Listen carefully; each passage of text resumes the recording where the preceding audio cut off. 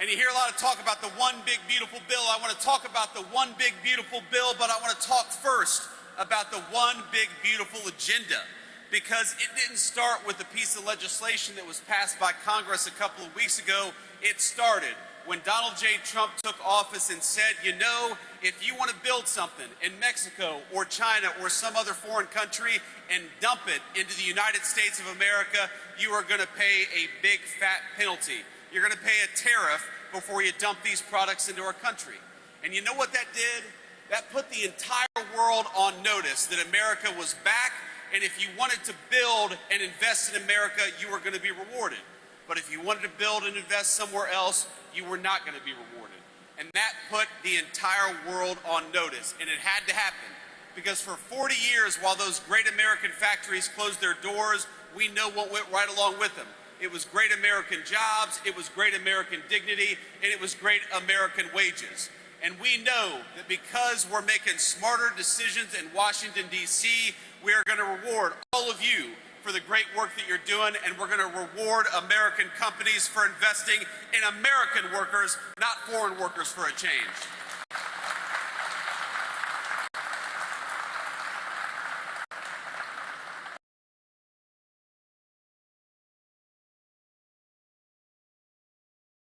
Companies to access American markets, that was step one. Step one was to tell every foreign company that if you want to access to American markets, you ought to build in America, otherwise you're going to pay a big fat tariff. That was step number one. And step number two was just a couple of weeks ago, where you saw the President of the United States sign the One Big Beautiful Bill. And here's what the One Big Beautiful Bill means for you in very concrete terms. Number one, we're going to see take-home pay go up in the United States of America, in this district, probably $7,000, $8,000 per family over the next 3 to 4 years. We're going to see your taxes cut.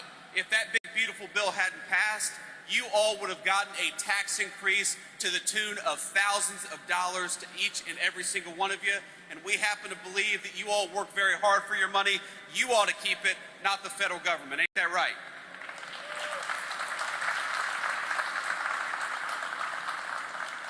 That one big beautiful bill makes it easier to invest in American energy and American energy workers, because if you want to build and manufacture great American steel, we all know that it helps to have cheap, reliable American energy to build that steel with. So we're going to invest in American energy workers. We're going to drill, baby, drill. We're going to stop buying oil and gas from foreign countries, and we're going to buy it right here at home in Ohio and Pennsylvania.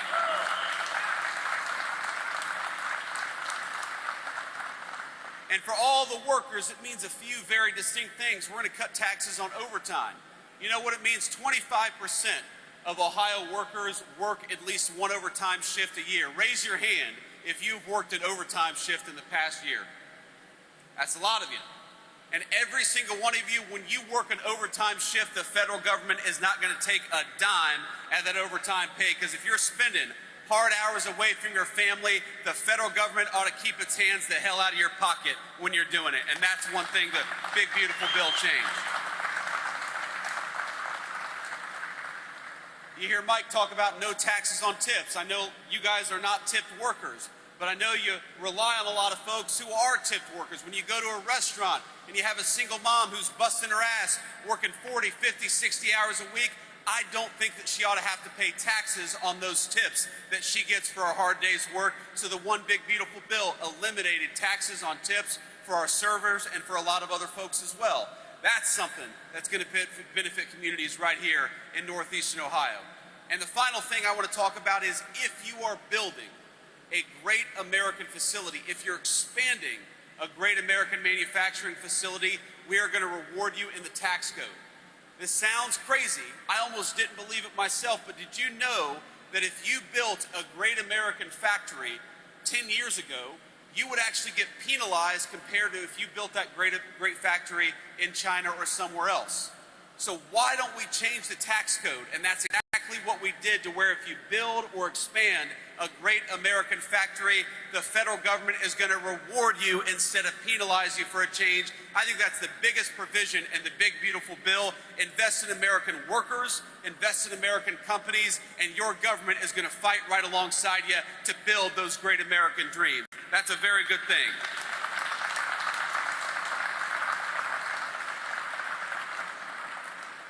And you know, in some ways, my friends, it's so simple. It is so simple. You need a government that works for you for a change. You need a government that makes it easier for your employers and for yourselves to invest and build wealth right here in the United States of America. You need a government that makes your life easier and not harder, and that's what the Trump administration is committed to doing every single day. So I'm going to talk one more thing about the big, beautiful bill, because even though it doesn't touch on manufacturing, it doesn't touch on this beautiful steel mill that we're sitting in right now, it does matter to each and every one of you, and that is border security. How many of us know somebody who has lost a relative, a son or a daughter, a mom or a dad, to the fentanyl that the Mexican drug cartels bring into this country, to the poison that we allow foreign criminal organizations to bring into our country? And so the big, beautiful bill includes billions and billions of dollars to secure our border, to deport those criminal migrants, and to allow the United States to take control of its country once again and kick those drug cartels the hell out of the United States of America. That's a very important thing, too.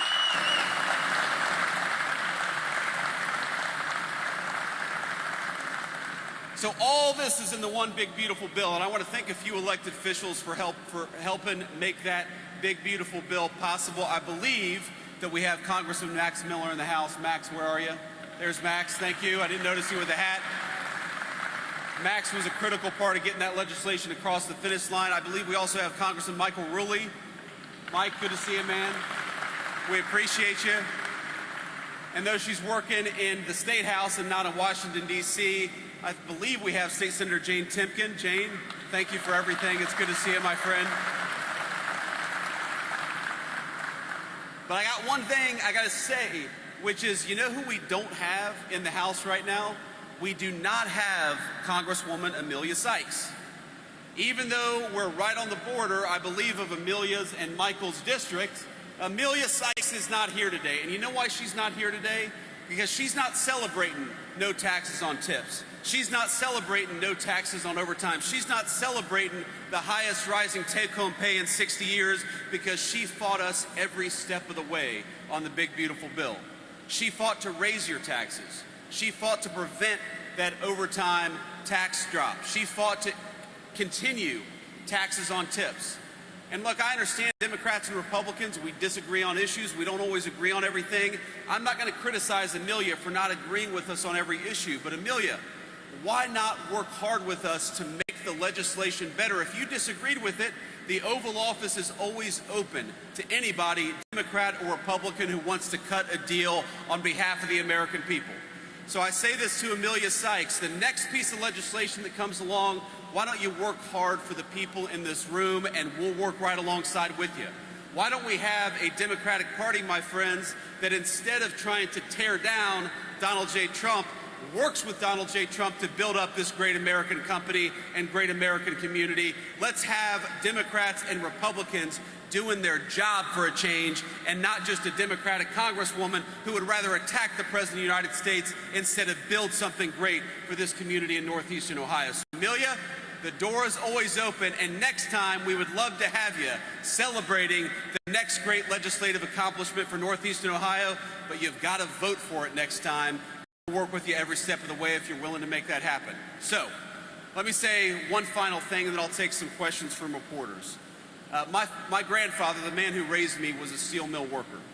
And when I talk about factories closing down, that is very much the story of the town that I grew up in southwestern Ohio. The steel mill that employed my grandfather at one time employed 10,000 great American steel workers, and it's one of the lucky ones, just like great Metallis here, and it's still in operation but doesn't employ nearly as many people.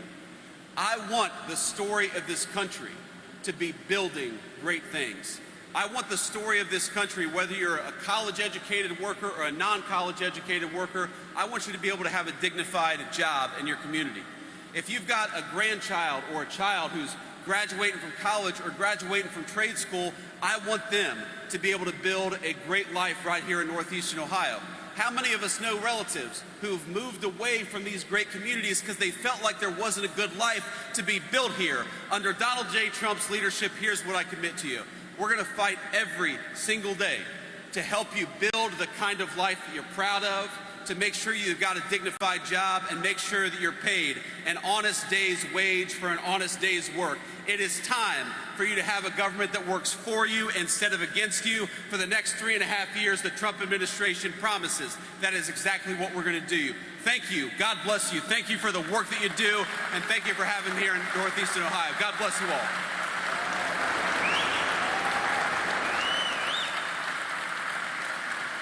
Thank you.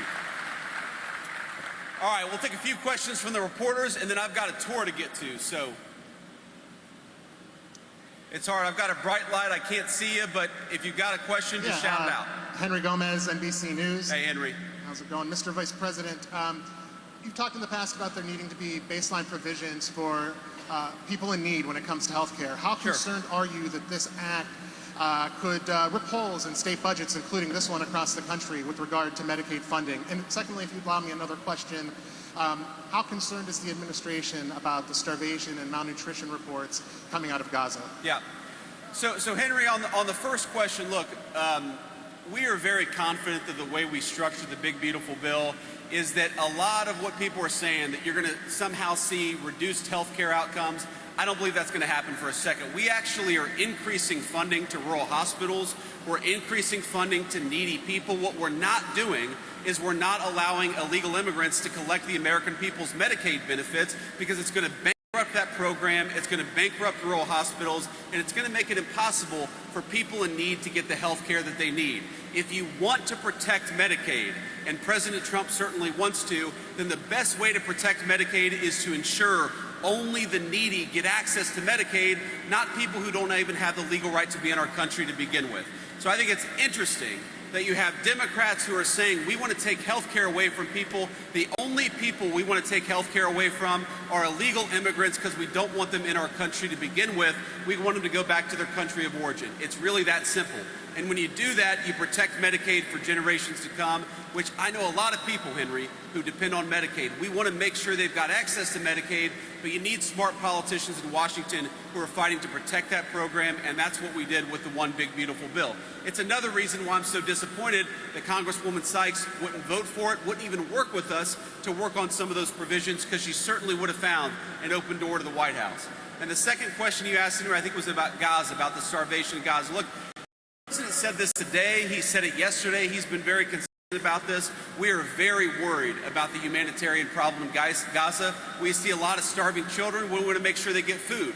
We also want to make sure that the thugs in Hamas that are preventing them from getting food are stopping that process. So we got to get food to the neediest people. We've also got to make sure that Hamas gets the hell out of Gaza and lets the food come into that terrible, terrible situation, because I don't know if you've all seen these images. You've got some really heartbreaking cases. You've got little kids who are clearly starving to death. Israel's got to do more to let that aid in, and we've also got to wage war on Hamas so that those folks stop preventing food from coming into this territory. And Henry, you know, it's an interesting thing, because you'll have people say, well, you know, we got to let more food aid into Gaza, and we do.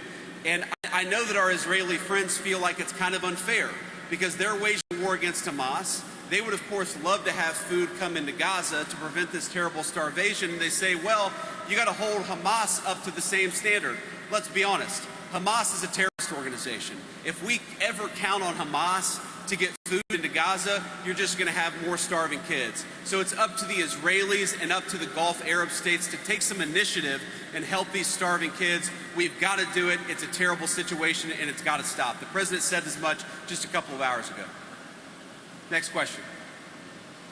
Hi, Haley B. Miller, Cincinnati Enquirer. Have you seen footage in Cincinnati of a recent street fight, and what concerns do you have about that, given that that's your home city? You said a street fight in Cincinnati? I have not seen this. Sorry, give me a little more background, Haley. I'm not sure about this. There was a group of people who attacked a couple folks on the street in Cincinnati. Senator Bernie Moreno, some others have spoken out about it, have been critical of it. Okay, yes. So what I saw, and I haven't seen the full context, but what I saw is a mob of lawless thugs beating up on an innocent person, and it's disgusting. And I hope every single one of those people who engage in violence is prosecuted to the full extent of the law.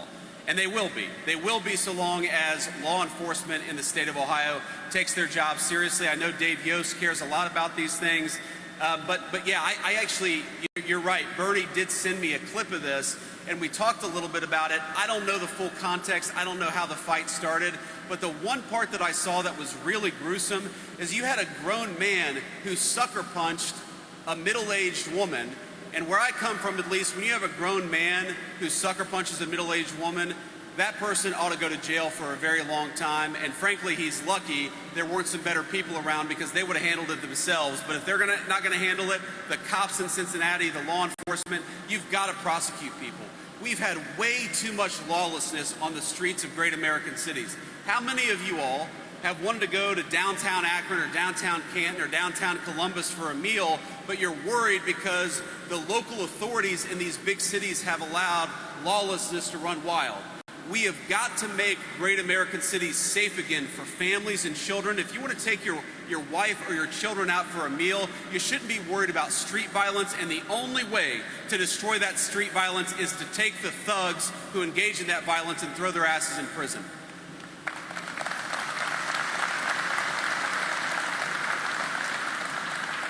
Thank you, Mr. Vice President, for being here. Rebecca Downs with the Daily Signal. I'm the Ohio correspondent. And I noticed you had a message for Amelia Sykes. Representative Marcy Kaptur is another congresswoman in Ohio who is very vulnerable for re-election.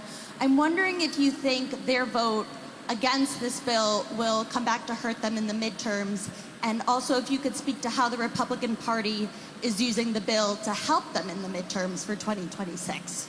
Well, I think the way Republicans are using it to help us is pretty simple. We think this is a great bill for the American people. We think it's great for the incredible American workers that I see smiling up at me right now. They're getting a little hot, I can tell, but we're having a good time, and the bill is good for them. And so it's going to help us, because when you help people, when you give people a tax cut, when you lower taxes on overtime, I believe the people reward you with their votes. That's what it's all about. If you go to Washington, you make some promises and you keep those promises, that's how you earn people's trust, that's how you earn people's vote, and that's what I think is going to benefit the Republican Party, because we made those promises. We said we're going to cut taxes on tips. We said we're going to cut taxes on overtime. We said we were going to penalize foreign nations and foreign corporations for taking advantage of American workers, and that's exactly what President Trump has done, and I hope that people will reward us for it. But yeah, anybody who voted against it, I think they ought to pay a penalty, because they voted against all those great things for the people of Akron and the people of northeastern Ohio. You know, Marcy's, I guess her district is in northwestern Ohio, but you've got a lot of manufacturing and a lot of energy workers in northwestern Ohio that would have benefited from her yes vote. And here's the last thing I'll say about this. The craziest thing is, if you're a Democrat and you don't like this legislation, then come and talk to us. Make some proposed changes. Tell us, you know, this provision isn't so good. We'd like to change it a little bit, and if we change it, then I could get to yes. This is the process of government. And these guys didn't even come to the White House and try to make their concerns known. They didn't try to make the legislation better. They just attack. All they care about is impeaching Donald J. Trump. They don't care about whether your groceries go down. They don't care about whether you get a raise. They don't care about whether you have a job next year. Their obsession in government is letting illegal aliens into this country and attacking Donald J. Trump. I don't think the American people should reward that broken style of politics, and I don't think they're going to come November of 2026.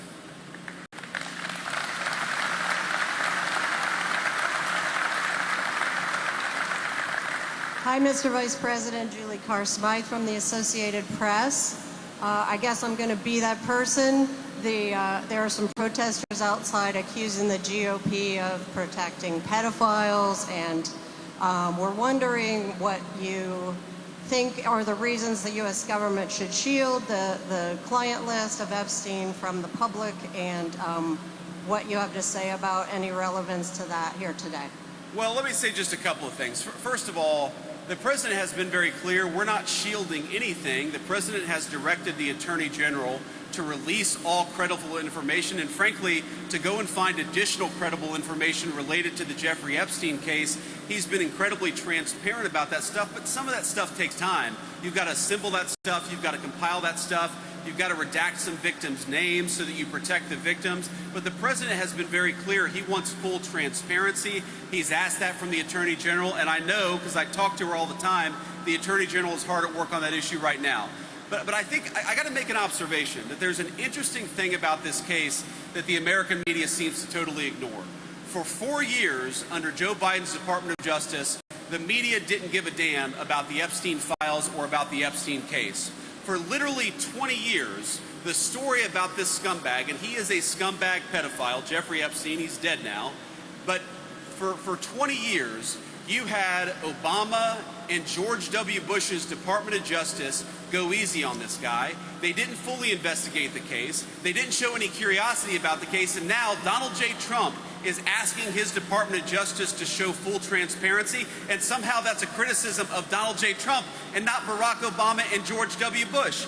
If you want to criticize the people who aren't showing full transparency, you ought to go after the administrations that went easy on Jeffrey Epstein, the administrations that concealed this case for 20 years, and the administrations that failed to show full transparency. Donald J. Trump, I'm telling you, he's got nothing to hide. His administration has got nothing to hide, and that's why he's been an advocate for full transparency in this case. He's going to keep on being an advocate for full transparency, but while we're focused on that case, Donald J. Trump is also worried about making sure these great workers get more take-home pay and better jobs, and that's the focus of the administration. Thank you.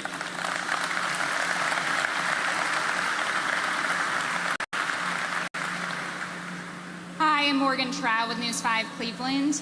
You talked a little bit about protecting Medicaid. There are hundreds of thousands of Ohioans that are at risk right now of losing access to Medicaid despite really wanting to work, but they can't. What do you say to those hundreds of thousands of Ohioans that say they will have no health insurance? Well, what I'd say to those Ohioans is, one, don't believe every false media report that you've heard, because our explicit goal in the Trump administration is to protect people's health care so long as they're working hard, playing by the rules. We don't want you to be unable to afford a doctor's visit, and that is what we have tried to accomplish in this legislation. Now, there have been a lot of lies out there. And if, for example, you're an able-bodied person and you're searching for work, you still got access to Medicaid. If you're a single mom and you need access to that health care to make sure your kids can go see a doctor, you're still going to have access to that Medicaid.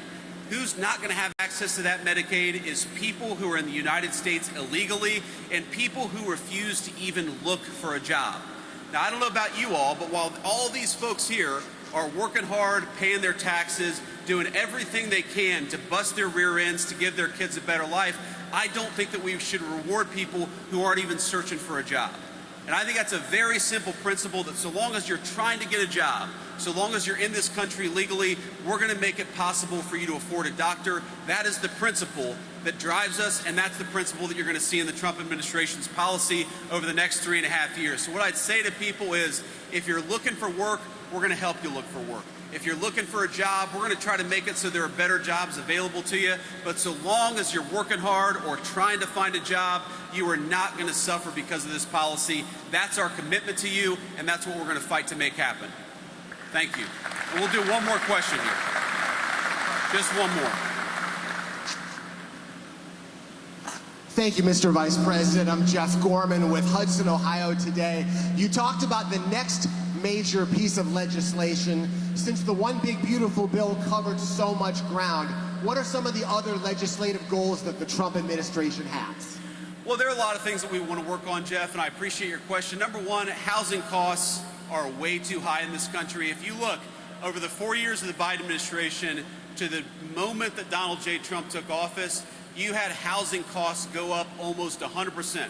Housing nearly doubled. We've got a lot of great young American families who can't afford a home because housing went up so much under the Biden administration. Now, I'm proud of the fact that according to Zillow, under the Trump administration, housing has gone up 0.4% over the past 6 months. So we're making a lot of progress, but I think there's a lot more that we can do.